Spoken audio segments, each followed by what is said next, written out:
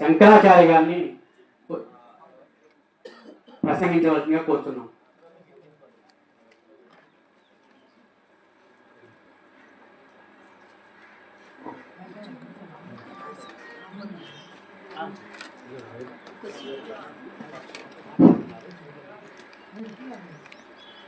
అందరికీ నమస్కారం.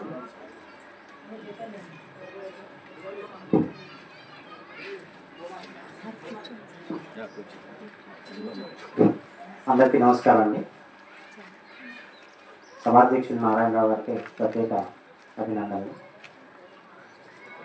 ఈ కార్యక్రమం నిర్వహణ చేస్తున్నటువంటి నారాయణరావు గారికి అభినందనలు తెలియజేస్తూ, చదివితే ఇంగ్లీషు, ఆడితే క్రికెట్, వెడితే అమెరికా, ఇప్పుడు సమాజంలో నడుస్తున్నటువంటి ట్రెండ్ అనాలి. వాస్తవంగా ఇంగ్లీష్ మీడియమే, ఎన్నైనా చెప్పండి, ఇంగ్లీష్ మీడియం చదువుతాం. ఆడితే క్రికెటే, ఇంకా ఆటలేవా? అదే క్రికెటే. మీరు చిన్నపిల్లలను కూడా పట్టుకోండి, క్రికెట్, బ్యాట్, బాల్, బ్యాట్ పట్టుకోండి, ఇంకే ఆటలు లేవు. మన చిన్నప్పుడు ఎన్ని ఆటలు ఆడామో మనందరూ తెలుసు. వెళితే అమెరికానే, ఇంకా దేశాలు లేవా? వేరే దేశం వెళ్ళలేమా? ఇలాంటి పరిస్థితుల్లో మన సమాజం ఉంది. అలాంటి సందర్భంలో నేను అనుకుంటాను, తెలుగు భాష, ఇక టీచర్స్ కూడా ఉన్నారు చాలామంది, తెలుగు భాష ఉపాధ్యాయులైనా సరే తెలుగు భాషని తెలుగు భాష మీద తెలుగు భాష చెప్తూ దాని ద్వారా జీతం తీసుకుంటూ అది సెకండరీ లాగా చేస్తూ మన పిల్లలను కూడా ఇంగ్లీష్ చదివించుకుంటున్నాం. నా పిల్లలు నేను తెలుగు మీడియంలో చదివించాను, ఇద్దరిని గవర్నమెంట్ స్కూల్లోనే చదివించాను. ఒకడు టీసీఎస్లో చేస్తాడు, ఒకడేమో అగ్రికల్చరల్ ఎంఎస్సీ చేసి జూనియర్ సైంటిస్ట్గా చేస్తాడు. గవర్నమెంట్ హై స్కూల్లో చదువుకున్నాడు, 10th వరకు గవర్నమెంట్ హై స్కూలే. ఇద్దరు తెలుగు మీడియమే. ఇద్దరు వాళ్ళ అనర్గళంగా ఇంగ్లీష్ మాట్లాడగలుగుతున్నారు, ఎందుకంటే బుక్ పెట్టేది అది కాబట్టి. మరి ఎందుకు ఈ త్యాగం చేయలేదో తెలియదు. నేను కొంతమంది ఇళ్ళకి వెళ్ళాను, నేను పిల్లల్ని పంపించండి మా స్కూల్కి అంటే, పంపిస్తానండి, మా ఇద్దరు ఆడపిల్లల్ని మీ స్కూల్కి పంపిస్తానని చెప్పి అన్ని వివరాలు ఇచ్చి తీసుకున్న తర్వాత తెల్లవారు రావట్లేదు ఏంటని మళ్ళీ పెడితే, మా పక్కింటి వాళ్ళండి కాన్వెంట్కి పంపిస్తున్నారండి, మరి మేము పంపిపోతే బాగోదు కదండి. చూడండి సమాజం ఎలా మారిపోయిందో. అంటే ఎదటి వాడి కోసం మనం బతుకుతున్నాం తప్ప మన కోసం మనం బతకట్లేదు అనమాట. మన భవిష్యత్తు, మన ఆలోచన కవడి మెత్తోటి పెట్టుకోవడం వల్లే ఎన్ని సమస్యలు వస్తున్నాయి. ఇలాంటి విధానాన్ని ఇండివిజువల్గా ఎవరికి వాళ్ళుగా తన పిల్లల్ని ఎంతవరకు చదివించుకోవాలి, ప్రతి పిల్లవాడిని అడగండి. నేను ఏ పేరెంట్ని అడిగాను మా సర్వీస్లో, మా వాడినండి కలెక్టర్ చేస్తానండి, ఎంబీబీఎస్ అండి, ఇంజనీరింగ్ అండి. నిజంగా వాడి దగ్గర అంత నాలెడ్జ్ ఉందా? వాడు చదవగలడా? ఈ క్వశ్చన్లో మనం వేసామనుకోండి, మనల్ని చాలా చిన్న చూపు చూస్తున్నాం. మీ పిల్లోడు అవడం అని మనం చెప్పడం కాదండి, ఎవరి భవిష్యత్తును ఎవరు రాయలేరండి, భగవంతుడు రాస్తాడు అందరి భవిష్యత్తును కూడా. ఇలాంటి పరిస్థితుల్లో తెలుగును కాపాడుకోవాల్సిన బాధ్యత, తెలుగు అంటేనే పద్యం. ఆ పద్యం అసలు తెలుగు భాష చదవడమే రావట్లేదు, ఇంకా పద్యం రాయడం. నేనండి నా పిల్లలకి నేను స్కూల్లో కనీసం ఒక 60 నుంచి 70 పద్యాలు, వేమన పద్యాలు చెప్పిస్తాను.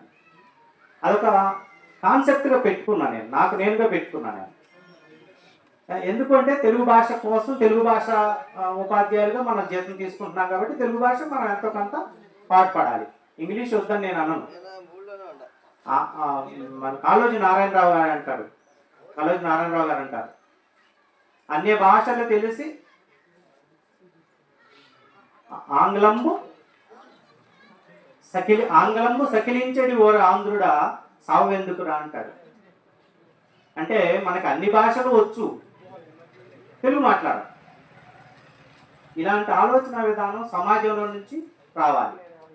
ఎప్పుడు వస్తుంది సమాజం నుంచి మార్పు అంటే, ఇలాంటి కార్యక్రమాలు చేస్తున్నప్పుడు మాత్రమే వస్తుంది. మనందరం ఒక దారిలో వెళ్ళిపోతూ ఉంటాం. సమాజం మొత్తం కూడా ఒక వ్యవస్థలో పోతూ ఉంటుంది. ఆ పోయేదానికి ఒక అడ్డుకట్ట వేయాలి. అడ్డుకట్ట వేయాలంటే ఇలాంటి కార్యక్రమాలు జరగాలి. ఓహో, నా పిల్లలు ఇలానా, నా సమాజం ఇలానా అనే ఒక పేరెంట్ ఆలోచన చేయగలగాలి. పిల్లవాడికి ఏం తెలుసండి, మనం ఏం చెప్తే తెలుస్తాడు. అంటే పెద్దవాళ్ళలో మార్పు రావాలి. ఇంగ్లీష్ చదువుకుంటేనే ఉద్యోగం, క్రికెట్ ఆడితేనే ఆట, అమెరికా వెళితేనే డబ్బులు, ఈ మూడే కాకుండా ఇలాంటి కార్యక్రమాలు ఎక్కువ చేస్తున్నప్పుడు పేరెంట్స్లో కానీ సమాజంలో కానీ మార్పు వస్తుంది. ఆ మార్పు కోసం మరి అంత దూరం ఆలోచించేసి నారాయణరావు గారు ఈ కార్యక్రమం ఏర్పాటు చేశారేమో తెలియదు. నాకు చాలా అభినందనలు ఆ విషయంలో మాత్రం నారాయణరావు గారికి. సరే, ఏదేమైనా ఈరోజు శ్రీకృష్ణదేవరాయల యొక్క జన్మదినోత్సవం అని చెప్పేసి చెప్పారు. శ్రీకృష్ణదేవరాయలు కేవలం 20 సంవత్సరాలు మాత్రమే పరిపాలన చేశారు. కానీ తెలుగు సాహితీ విషయంలో మాత్రం శ్రీకృష్ణదేవరాయల్ని చెప్పకుండా తెలుగు సాహితీ యుగం లేదు. ఎందుకు లేదు అని అంటే ఆయన ఇంతదాకా ఊహించలేదు కూడా. ఆయన ఇంతదాకా బహుశా 20 సంవత్సరాల కాలంలో ఆయన ఆట విడుపుగా, మనం ఇప్పుడు సినిమాలు సెల్లు చూసుకొని టైం పాస్ చేసినట్టుగా కావాలని భువన విజయాన్ని ఏర్పాటు చేసుకొని, అష్టదిగ్గజ కవుల్ని ఏర్పాటు చేసుకొని ఆయన ఆట విడుపుగా అంటే సరదాగా ఒక కార్యక్రమం ఏర్పాటు చేసి తెలుగు సాహితీ యుగంలో ఒక సుస్థిరమైనటువంటి స్థానాన్ని పొందగలిగారు. ఇవాళ మరి పాలకులకు తెలుసో తెలీదో నాకు తెలియదు, కానీ భాషను అభివృద్ధి చేసేటువంటి ఏ పాలకులైనా సరే చిరస్థాయిగా నిలుస్తారు.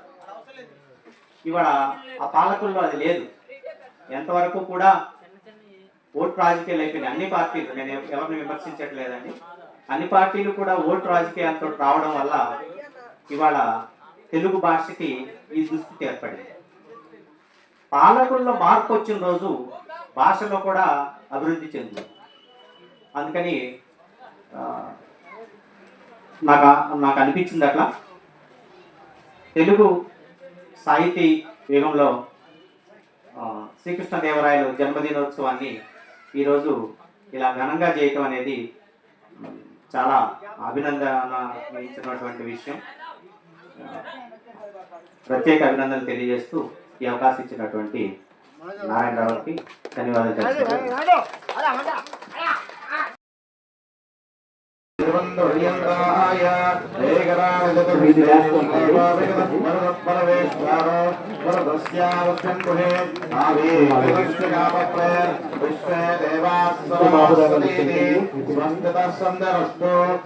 శంకర చివరికి తోట ఉమామహేశ్వరరావు గారు